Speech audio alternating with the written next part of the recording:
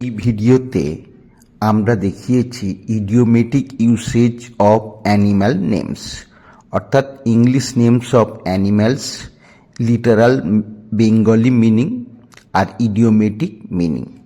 আমরা বিভিন্ন পশু তার মানে আমরা জানি বাংলা এক ধরনের, কিন্তু বাস্তবে অর্থাৎ যখন মানব জীবনের ক্ষেত্রে সেগুলো প্রয়োগ করা হয় তখন তার মানে অন্যরকম বোঝায়। যেমন আমরা দেখিয়েছি এই বিয়ার মানে আমরা জানি লিটারাল বেঙ্গলি মিনিং কী হবে, ভাল্লুক, কিন্তু ইডিওমেটিক মিনিং হিসাবে যখন কারো ক্ষেত্রে আমরা বলি ভাল্লুক তখন তাকে বলা হয় অ্যান আনকালচার্ড অ্যান্ড বুডিশ ম্যান, এইভাবে অর্থাৎ সংস্কৃতিবিহীন বর্বর ব্যক্তি। এই